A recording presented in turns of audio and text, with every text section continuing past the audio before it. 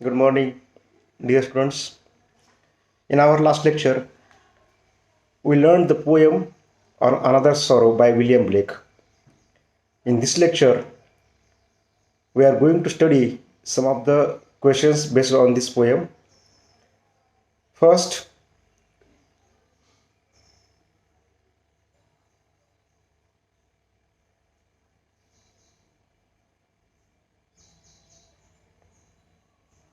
what is the theme of On Another Sorrow? जी काही कविता आहे on another sorrow William ब्लेकची, त्या कवितेची थीम काय आहे किंवा विषय काय आहे असा प्रश्न या ठिकाणी आपल्या मनात साहजिकच तयार होतो किंवा तुमच्या परीक्षेत तसा प्रश्न तुम्हाला विचारला जाऊ शकतो. A major theme in this poem is empathy. कविता आपण अभ्यासलेली आहे. कवितेचा जर अभ्यास केल्याच्यानंतर आपल्या लक्षात येतं की कवितेचा जो मुख्य विषय आहे तो एम्पॅथी. एम्पॅथी म्हणजे सहानुभूती. The speaker talks about experiencing the sorrows and pains of other people and then feeling their pain himself.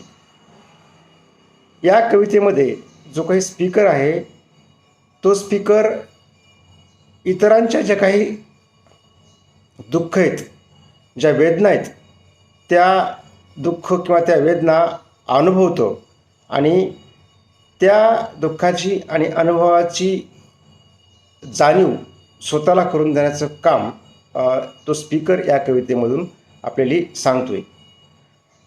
The another theme is the idea that the maker or the God can take away sorrow and pain and redeem one who has suffered for his her pens.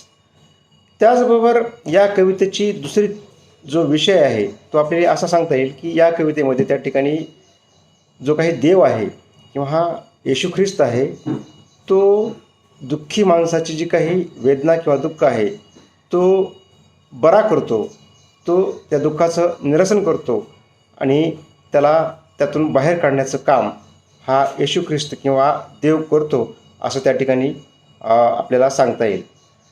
The next probable question will be asked in your examination is, can I see another sorrow? William Blake.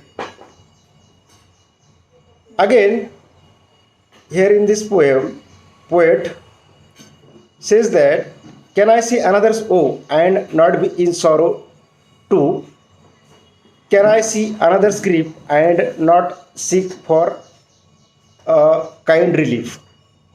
म्हणजेच काय की आपण इतरांचं दुःख पाहून त्या ठिकाणी तशाच प्रकारचा दुःख किंवा वेदना आपल्याला होतात का आणि ते दुःख निरसन करण्यासाठी आपण काय करतो असा प्रश्न त्या ठिकाणी तयार होतो.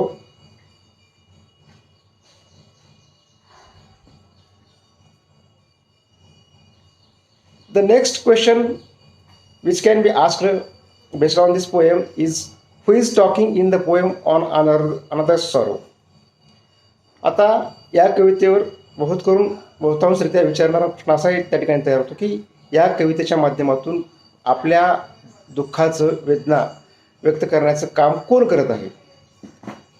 The answer of this question is, it is in the fourth stanza that God and his love for the world enter into the poem. या ठिकाणी तिसऱ्या स्टांजापर्यंत आपण पाहतो या कविते अभ्यासल्याच्या नंतर की जो स्पीकर आहे तो स्पीकर इंटरॅक्ट करतोय, परंतु कवितेच्या चौथ्या स्टांजापासून पुढं त्या ठिकाणी जो काही देव आहे, जो काही अल्मायटी आहे, गॉड आहे, येशू ख्रिस्त आहे, तो या कवितेमध्ये काय करतोय, एंटर करतोय. The first lines begins with and as if everything which can before it was only one half of a sentence. The next lines are an addition rather than referring to himself, he is speaking on God. कवितेच्या चौथ्या स्टांजापासून त्या ठिकाणी स्पीकरनं देवाला किंवा येशू ख्रिस्ताला किंवा आलमायटीची entry या कवितेमध्ये दाखवलेली आहे किंवा देव किंवा येशू ख्रिस्त हा वाचकांशी त्या ठिकाणी संवाद साधण्याचं काम या कवितेच्या माध्यमातून करतो आहे. आपण त्या ठिकाणी पाहिलं की कवितेच्या चौथ्या वेळेची सुरुवात, त्या ठिकाणी चौथ्या स्टांजाची सुरुवात अँड या कंजक्शनला झालेली पाहावयास मिळते. जसे की पुढचं वाक्य हे अर्धवाक्य असल्याचं आपल्याला त्या ठिकाणी दिसून येतं आणि म्हणून या ठिकाणी स्पीकर स्वतः न बोलता तो जो काही येशू ख्रिस्त किंवा देव आहे तो या कवितेच्या माध्यमातून आपल्याशी संवाद साधत असल्याचं त्या ठिकाणी आपल्याला लक्षात येतं. The next probable question based on this poem is sorrow and emotion or feeling. जे काही दुःख आहे, ज्या काही वेदना आहेत, ती एक भावना आहे का, असा प्रश्न या ठिकाणी विचारला आहे. The answer of this question is sorrow is an emotion, feeling or sentiment. मग दुःख किंवा वेदना काय आहे? एक भावना आहे.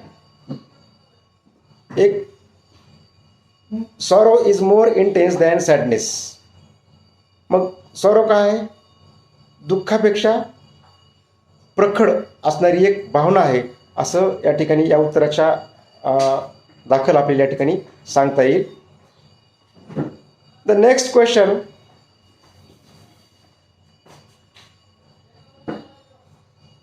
what is the better word for sorry?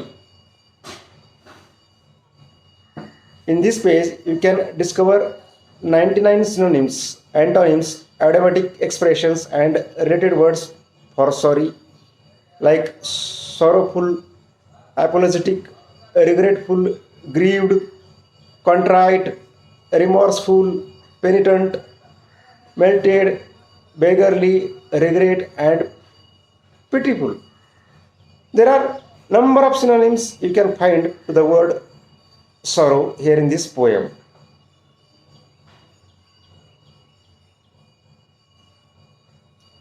These are some of the questions which can be probably asked in your examination, and you have to go through them. I think for today's lecture this is enough.